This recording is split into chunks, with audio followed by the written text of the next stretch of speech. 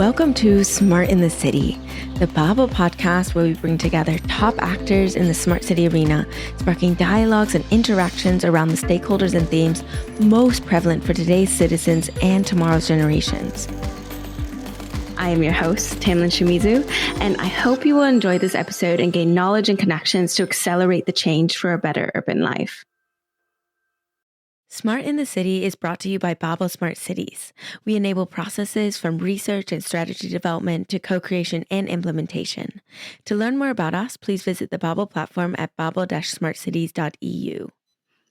So welcome back, everyone. I think you all know probably by now, if you've been listening for a while, that mobility is definitely a favorite topic of mine and one that I'm also involved myself in with, many interesting initiatives, events, networks, and more. So the topic today that we will be discussing is around public transport and more. So if you're interested in that topic, definitely stick around. I'm about to introduce you to our amazing guest today. His name is Mohammed Metzghani. He's the Secretary General of the International Association of Public Transport, otherwise known as UITP. Welcome, Mohammed. Hello, thank you very much for the invitation. Yeah, absolutely. My pleasure. I'm excited to understand more about how you view mobility and public transport and your work within the field. But before we get into all of that, I like to start with a little bit of a warm-up question to get us going. That warm-up question for you today is, can you describe UITP's mission using just 3 emojis?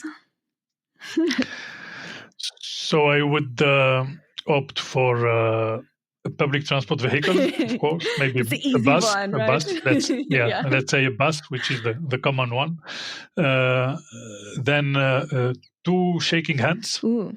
Mm-hmm. To illustrate collaboration and sharing, and the happy person, because it's all about people, Mm-hmm. Very good. Yeah, well done. It's hard to describe things in just emojis, but I think you did brilliantly. So now I want to get a little bit more into who are you? What is your background? Where did you come from? What led you into your role today? So I grew up in Tunisia. I was born there and I studied there in Tunisia, and I studied engineering first, industrial engineering. And then I moved to France to study transportation. Because when I was a student in Tunisia, I had a visiting professor from Switzerland, from the Polytechnical School of Lausanne, who taught us about mobility. And then I felt that I wanted to really study more that field, and I moved to Paris for that. I studied urban mobility. Then I started working in a consulting company, especially on transport projects, but not only. So on a diversity of projects and topics. At a certain time, I felt the need to focus on one topic, I would say, to be more consistent on the different projects I work on. And I decided to focus on public transport. And so I joined UITP. It was more than 25 years ago. Joined UITP as a manager in a newly established knowledge department. So I was one of the first, let's say, expert. I don't want to use this word because I'm far from being an expert. At least someone who works on the topic itself, on the public transport topics, and then I became the head of the department. Then I moved to Dubai to launch the UITP office in Dubai. Then I came back. I was appointed Deputy Secretary General of UITP and then Secretary General since 2018. So that's who I am from a professional perspective, I would say. Yeah, quite the journey. I also have to mention that I've spent like a month in Tunis at some point, and I love Tunisia. And I think it has the best bread in the world, Malawi. Good to hear that. Do you agree? You were in France I agree. too, so I know. okay. I know, but when I go there, it's always this kind of food that I love eating. Yeah, absolutely. So really interesting background. You have over 30 plus years of experience in public transport and urban mobility. How have you seen everything evolve over this time? Urban mobility policies evolving, especially when you're thinking of terms of integrating sustainable transport solutions into city planning. Tell us about kind of this evolution that you've seen over these years. Indeed, a lot has happened during these years, I would say. So if I look back 30 years ago, urban mobility was considered as a technical issue, as a problem to be tackled by engineering solutions. So urban mobility used to be led by road and civil engineers, mostly. Their main focus was to build infrastructure, mainly to accommodate the traffic growth, without necessarily considering the demand management. And it was the same in the public transport sector, where planning departments were mainly composed of engineers. So most of the public transport companies didn't have a proper marketing department in charge of analyzing the needs, so in charge of studying the demand. So it was the supply which was driving the system definition. So the situation has evolved since then. We realized that it's essential to know the demand, to analyze the expectations. So it's not about asking people to adapt to the offer, but to define the offer based on the people's needs. This is the main challenge, and by people I mean the different categories of people. I mean the different travel purposes, etc. So this is one important evolution, I would say, and also the growing concern about climate change, air pollution, road safety, social inclusion. They all have redefined the way urban mobility policies are defined. These are relatively new topics that emerged during the last 20 years. And then we have the emergence of new technologies, such as digitalization, electrification, automation now, which is more and more important. So this new technology, they have created many opportunities to be more customer-centric, to develop tailor-made solutions, to improve the integration between modes and services, to reduce the cost of maintenance, to make operations more efficient. So they came with many benefits, I would say, for mobility. And so the combination of the emergence of technologies, the growing concern about climate change, about social inclusion, for example, the focus on managing demand rather than just growing the supply. So this made the priority now is to make the most, I would say, of the most out of these innovative technologies for the benefit of people, for the benefit of the economy and the environment. So it's the multi-criteria approach that we have now that is becoming very, very important and making also the problems more complex to solve. Yeah, you always trade one problem for another problem and then somehow make it more complex, I think. Talking about complexity, one of your also main areas of expertise is also around regulatory frameworks. What do you think from your perspective are the biggest challenges that cities are facing when creating efficient governance structures for public transport? So governance is key for public transport. As I said, it's not just a technical issue. Public transport is really a political issue, a social issue, and of course governance is important. And the good governance system is a system where responsibilities are clearly defined and distributed between the different stakeholders. in order to create a fair market conditions. So this transparency and this clear distribution is important. And in public transport, I would say, in urban affairs, maybe in generally speaking, there are three levels of responsibilities. The strategic level, the tactical level, and the operational level. So the strategic level is controlled by the policymakers.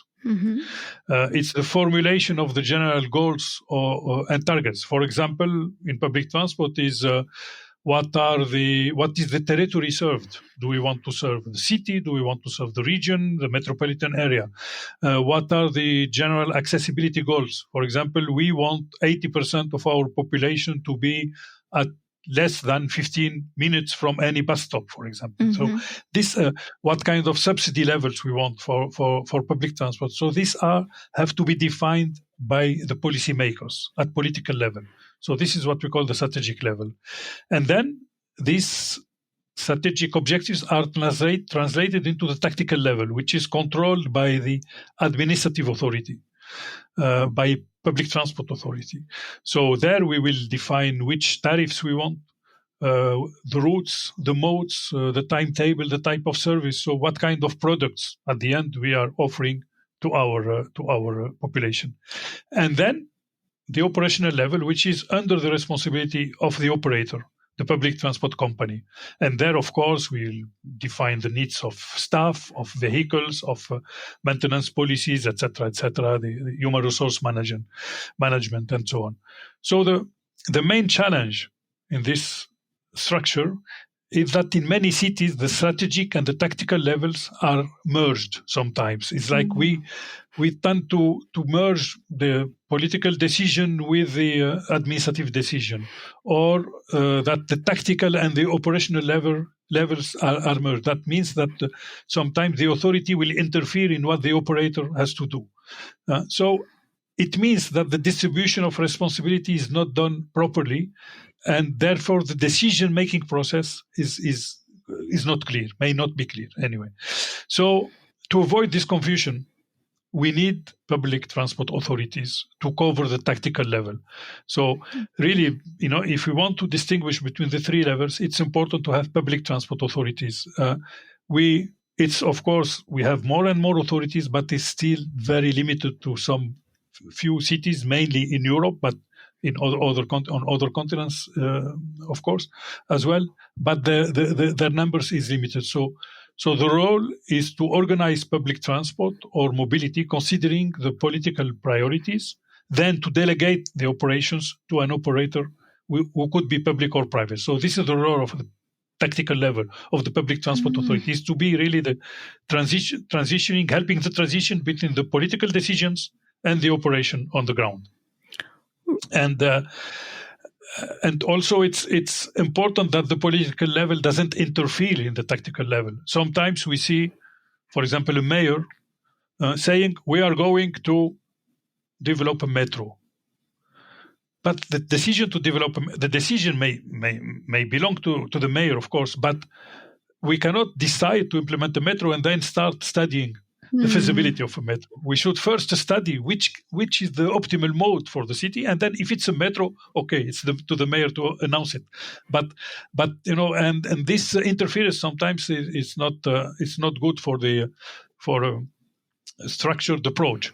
And one last aspect is that sometimes we see also the way the national level, the regional level, the local level interact is very important. And we see in some countries, decisions are taken at national level, which should be taken at local level.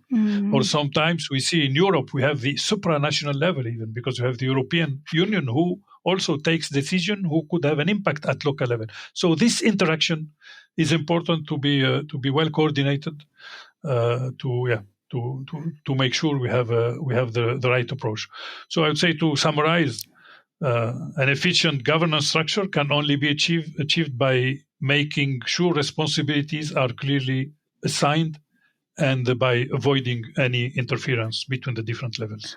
really well explained. I really like your way of looking at this and structuring this. It's really clear on how because as we said, it's very complex issues. And when we talk about governance, it's sometimes not concrete enough for us to grasp at times. So thank you for explaining that so well. UITP, can you tell us more about what UITP does, the background for today's discussion, and also just anything else in your work that really maybe inspires your thoughts that you already were sharing today? No, I mean, what UITP does, first UITP was established initially as an association of tramways, actually, European Tramways Operators Association. It was 140 years ago, in 1885. We are celebrating this year 140th anniversary of UITP. UITP is there are maybe 3 or 4 main aspects that I would like to highlight regarding UITP. First, it's a multimodal association, means we cover all modes, metros and buses and water transport and shared modes and on-demand mode taxis, ride-hailing, etc. in urban areas mainly. Then it's a multi-stakeholders association, means we have the authorities, the operators, the supplying industry, the consultants. I would say anyone who has an interest in public transport or who is involved in public transport. And we have now about 1,900 companies, organization member of UITP. And the third dimension is the global dimension of UITP. So it's an international association. We are present in about 100 countries.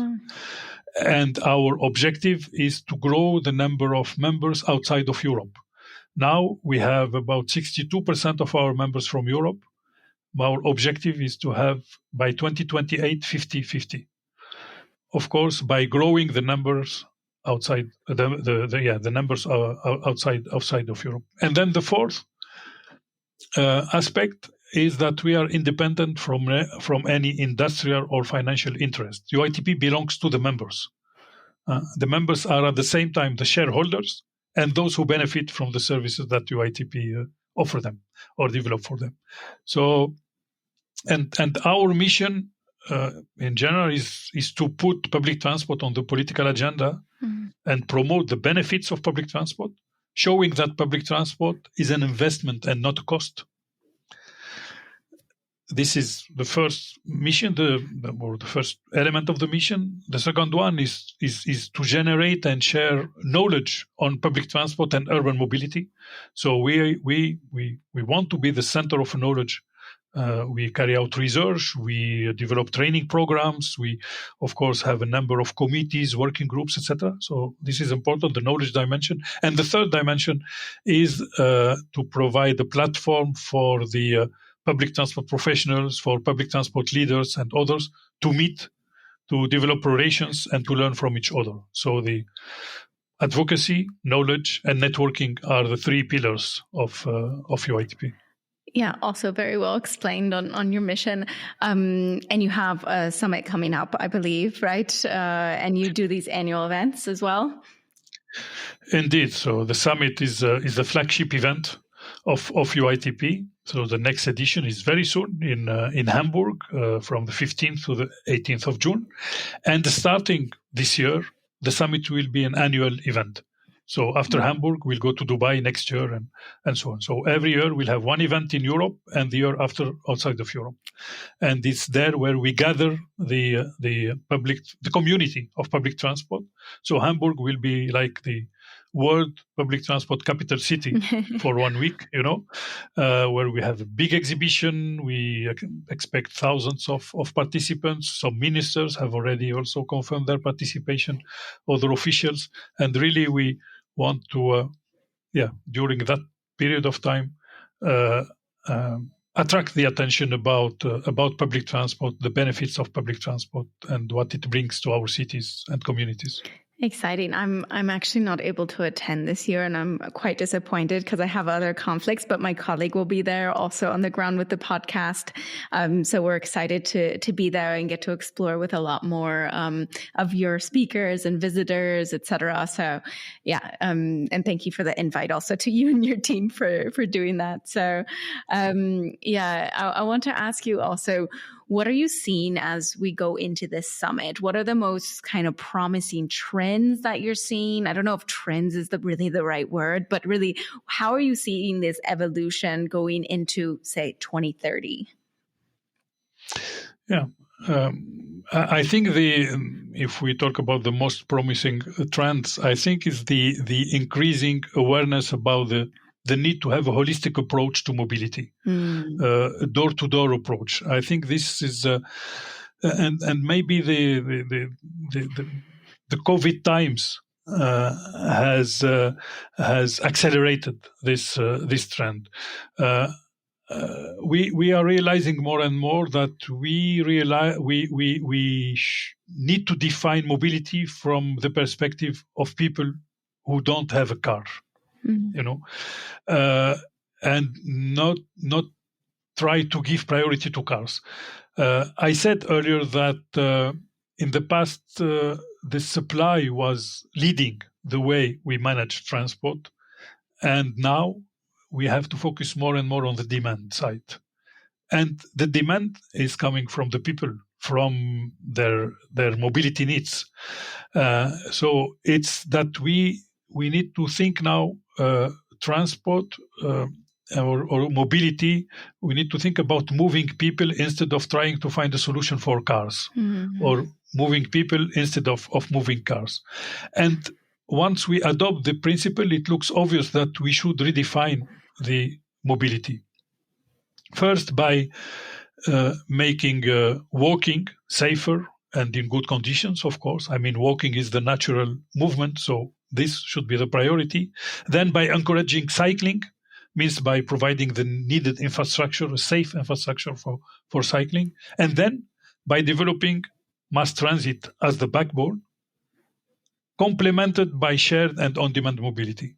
So this is for me the most promising trend. This will make possible to develop door-to-door solutions by combining different modes according to the purpose of the trip, according to the profile of the travelers, according to the day of the week. So it means that it's the same person could be on Monday using public transport, but on Tuesday evening taking a cab, the day after by cycling. So we need to take this into consideration and to offer a transport system that will make it possible to have these different profiles of users every day without the need to own a car, I would say, or to use a car. So, and of course, this is only possible because we have now the right technology, the right apps, the right payment systems, information systems, and so on. So the promising trend is the possibility to use the benefits of innovative technologies to answer people's mobility needs.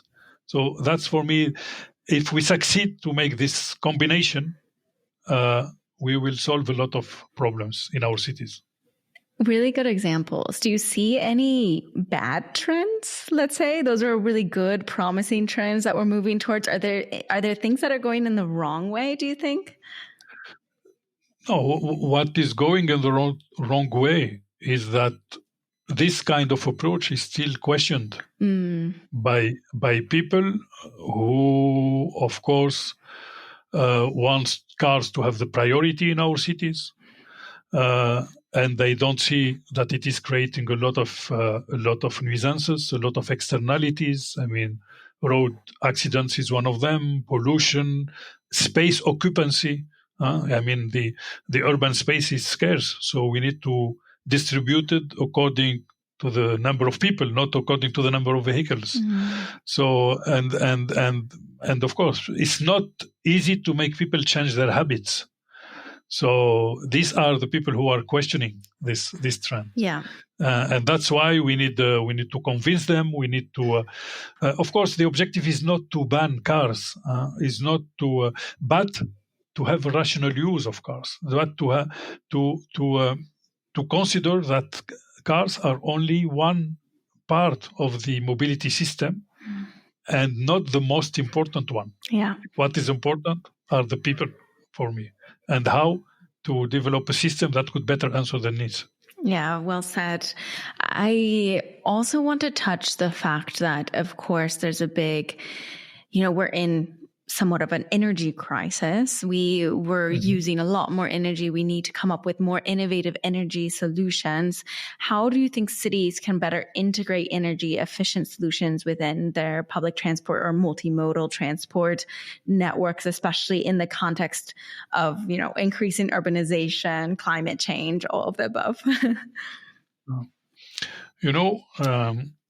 When I started working, more than 30 years ago, or even more, I started working on energy efficiency in transport. So how to make urban transport more energy efficient. And I worked on a report at that time, which is called Guidelines on Energy in Transport. And I read this report, 30 few years later. weeks ago. Yeah. And I would say, and to answer your question, we have to go back to basics. What was valid at that time is still valid now, of course, but considering new technologies and considering, the evolution of our cities, etc. But we have to go back to basics. And there is this approach of avoid, shift, improve, which is still valid more than ever. Means that if we want to make more energy efficient solutions in our transport network, first we have to start to avoid and reduce the need for motorized travel.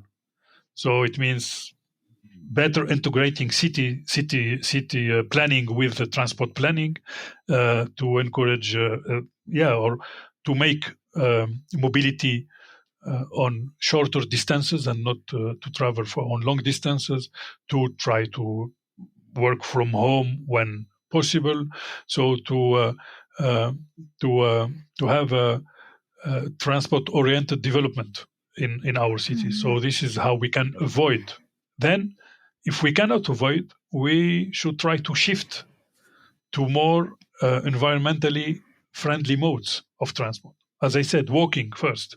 We don't encourage walking enough, and in some cities they don't even have the right infrastructure. Or sometimes you see an urban motorway crossing the city, and people they cannot cross, they cannot do it. So first we need to make sure we can easily move walking. Then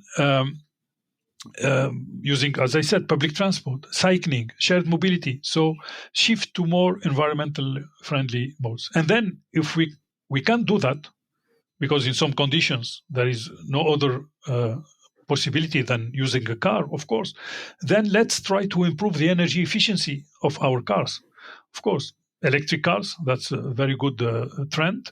And if this electricity is green electricity, is even better. If it comes from solar energy or water or hydro energy is even better. So avoid, shift, improve, and in this order, of course. This is the challenge, because often when we speak about energy efficiency, people or policymakers, they will speak immediately about electrification, about the third priority, which is about improving energy efficiency. But electrification alone will not help. I mean, a clean traffic jam is still a traffic jam. I mean, having a traffic jam of electric cars, you will not feel happier in your car if your traffic jam is not is with electric cars only. Having a bus stuck in traffic, but this bus is electric, I mean, it doesn't help. People will not take it, because if it is electric and stuck in traffic, we need bus lanes, we need giving the priority, etc. So this what makes the system complex, and technology is here to help, but is not a policy in itself. Yeah, very clear. So I like to play devil's advocate a little bit and say that some people might argue that public transport, it requires a massive amount of investment to maintain the infrastructure. Say for the train lines, we're seeing lots of issues around that. I'm based in Germany, and there's massive investments needed for the infrastructure here for the train system. And that might often, these massive investments might often fail to deliver the expected shift away from private cars as well. How do you respond to that argument that maybe instead of pouring so much money into public transport systems, maybe cities should focus maybe on micromobility or autonomous vehicles or maybe some other solutions? Yes. Yeah, you're right. Is a complex issue, of course. But I would say if public transport investments fail to deliver the expected modal shift, it's because they are not supported by the right governance framework or by the relevant accompanying measures. As I said earlier, an electric bus, if it is stuck in traffic, it will not attract more people. So what we should do in this case, we need to provide the right infrastructure for these buses. So it means, to come back to your question, we are investing massive investment to buy this electric bus, which costs 2 times more and sometimes 3 times more than a diesel bus. But we are not leveraging on this investment by giving this electric bus the right conditions to be more efficient and to attract more people. So that's why this accompanying measures means we are investing in an electric bus, but we make sure it has the dedicated corridor, for example, is very important. Or sometimes we invest in public transport, but we don't manage properly parking. So people, they can continue to park wherever they want. So, and sometimes at a very low cost. And this will not encourage modal shift from cars to public transport, for example. So this is important to have a consistency and a coherence in our policies. And you mentioned micromobility solutions. Yes, of course, it's important to integrate micromobility solutions into public transport. I mean, as I said, micromobility solutions should be even part of public transport, should be integrated with public transport, because they will offer this last mile option, to which will make the door-to-door movement possible, or they will offer an alternative to public transport, because public transport cannot be anywhere and everywhere and cannot answer all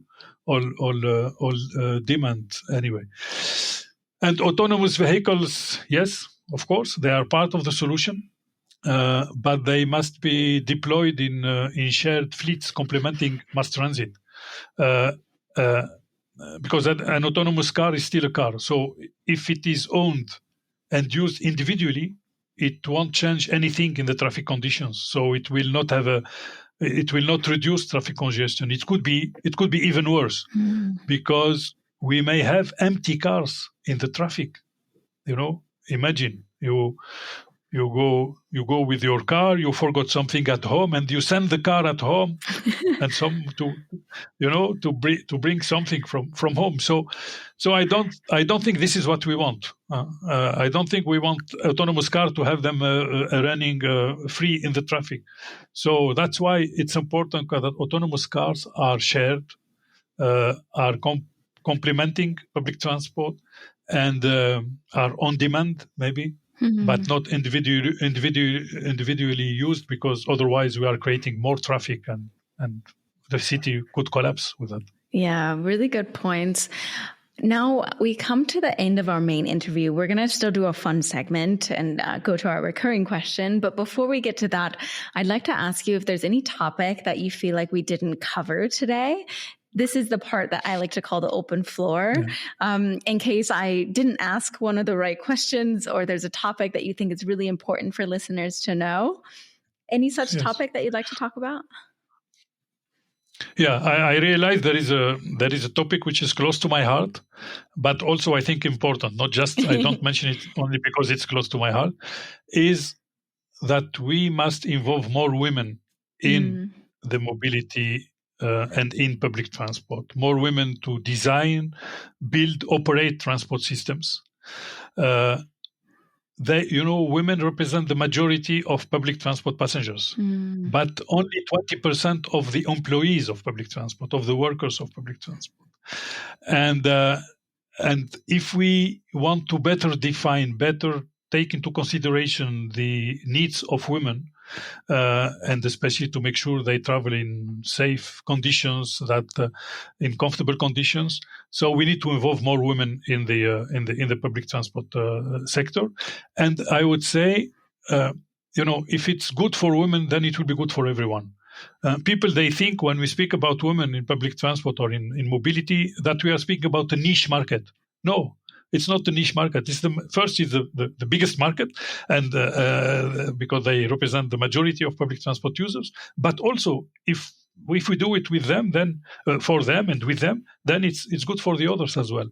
So, and especially I wanted to mention this, especially in this context where DEI policies, diversity, equity, and inclusion, these policies are being questioned by some governments and or some businesses. So it's important to keep pushing forward the gender equity priorities because it's very important. And I thank you for offering me the opportunity to add this topic. Yeah, I'm glad that you added that because, of course, this is an ever increasingly important topic that gets more and more attention, but still there's this divide, right, between what you mentioned, the passengers, the demand and what they need versus who's actually responding to that. So thank you for mentioning that. I think it's really important. With that, we get to move to our fun segment. It's actually my favorite segment that I brought for you today. It's called Roll with the Punches. Roll with the punches. Answer this or that questions quickly and with your first instincts. So we'll just roll through it really fast. You have to answer. Yeah, you have to go one way or another. You have to choose. And at the end, you can explain if you want why you chose one over the other. So ready? Okay, let's go. Okay, let's go. Metro or tram? Tram. Early morning commute or late night city ride? Early morning commute. Mobility as a service or traditional public transport networks? Both. We should not oppose them because because the public transport is part of this mobility as a service. Okay. Car-free city center or congestion pricing? Car-free city center. Public sector leadership or public-private partnership? Public sector leadership. Citizen-led planning or expert-driven design? Citizen-led planning. Integrated ticketing or free public transport? Integrating ticketing without any hesitation. In transport, book in hand or podcast in ears? How do you prefer to ride? Podcast in ears. Good answer for the podcast. You felt pressured into that, I'm sure. No, I didn't think. I didn't think about that. I am now recording a podcast. Now you're recording a podcast. You have to choose podcast. Yeah, but I am just realizing that I am evolving. I used to read books, and now I am more and more listening to podcasts when I travel. Oh, good. I mean, both are obviously totally fine answers. Do you want to explain any of your other answers? You said, without a doubt, integrated ticketing over free public transport. Yes. Do you want to explain that one? Sure. When you ask people why they don't use public transport, they will never tell you because they have to pay. Yeah. They'll tell you because it's not available enough, it's not punctual, it's not reliable. or I cannot move from one mode to the other, or I don't understand the ticketing system or things like that. So that's why integrating ticketing is what makes one of the elements which makes public transport easier to use and very convenient. Yeah. So definitely integrating ticketing. So do you think that the free public transport models don't work, or do you think that they could work or are working for some places, right? Like Luxembourg and other places. What do you think? Are you sure? Are you sure it is working in Luxembourg? I mean, no, that's the question. I'm not sure. Okay. So depends on the objectives we are pursuing with free public transport. If the objective is to encourage people to leave their car to use public transport, it's not by offering public transport for free that we will achieve this objective. And we had experiences, if I take the €9 ticket in Germany, for example, during 2 years ago, the impact on transferring people from cars to public transport was negligible. I see that the city of Tallinn, who was one of the first to introduce public transport free public transport at a large scale, they are now, after 10 years, they decided to stop this free public transport because they see that the impact, the use of cars has increased during 10 years, and the ridership for public transport didn't grow as expected. So that's why, if the objective is more as a social objective, because we want to support those who cannot afford public transport tariffs, etc., of course, then we should offer them free public transport, but only to this segment of the population, not to everyone. I mean, I can afford public transport. I don't need. Why shall I travel for free? I mean, and there are many people in it. So it's important to be clear on the objectives. Okay. Yeah, very good point. Now we come to our final question. It's the question we ask every single guest, and it's to you. What is a smart city? Okay. I have been talking a lot about people during this interview, and for me, smart city is a place designed around people's needs and for their well-being, with the help of technology. Because since we are talking about smart, I think technology could be smart and could help. So really, first, how can we make people feel better? How can we improve their quality of life? And let's do it with the right technology. So it's about using technology to promote sustainability, equity, resilience. This is for me a smart city or a smart place. And it's not just about sensors and apps and, artificial intelligence, etc., but it's about using the social and digital intelligence to make cities more livable, inclusive, and sustainable and future ready, I would say. So this is for me a smart city. Very good definition. As you can imagine, I get all different types of perspectives, so it's interesting to integrate them all. And with that, I just have to say thank you so much for your time coming on and speaking to me. I know you said you're not an expert, but you definitely showed a lot of expertise and taught me a lot about public transport and all of these topics. So thank you so much for coming on. Thank you. Thank you very much for offering me this opportunity. I enjoyed it very much. Thank you. Yeah, I enjoyed it as well. So, and thank you, of course, to all of our listeners. Don't forget, you can always create a free account on baba-smartcities.eu. You can find out more about projects, solutions, implementations, and more. Thank you very much. Thank you all for listening. I'll see you at the next stop on the journey to a better urban life.